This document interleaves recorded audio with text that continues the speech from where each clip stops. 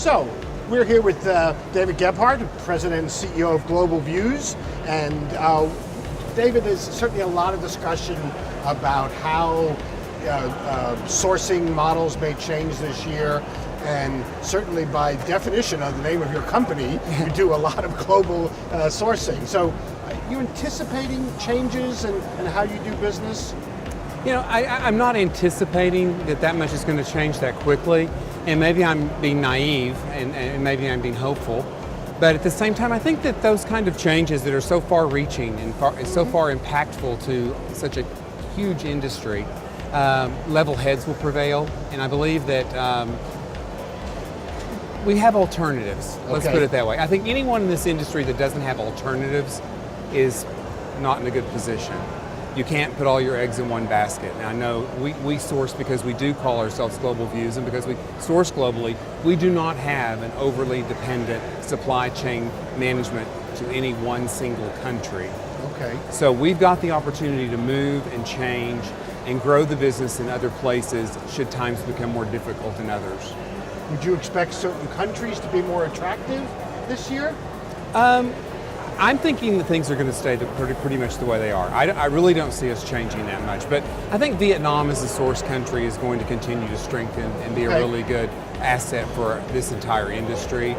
I think at times that China has become a little bit more of a difficult player to work with in general. Regardless of what happens with the political environment between the US and China, I think it's just a little bit more of a difficult environment because some of the places we work with in China are a little smaller, and they don't seem to want to invest much in their own business. So they rely upon us to invest in molds for a piece of hardware, molds for a certain shape of bent wood.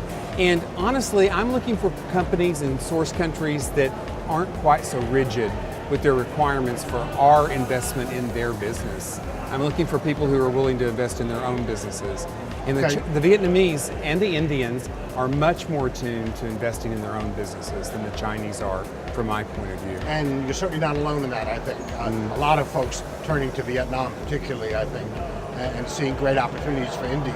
You know, I've been doing this for such a long time. I've watched it move from Taiwan to southern China to Vietnam, and some of the Taiwanese didn't go straight to China. They went to Vietnam and waited for most favored nation status to come back, and they were the very forward-thinking people in this world that really are doing huge business now out of Vietnam.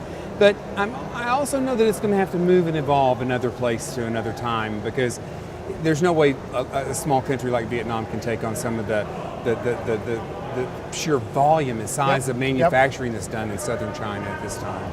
Okay, well, it should be an interesting year. Be a very interesting year. Appreciate your comments, David. I'm Warren Shoulberg with Gibson Decorative Accessories Magazine. Thanks.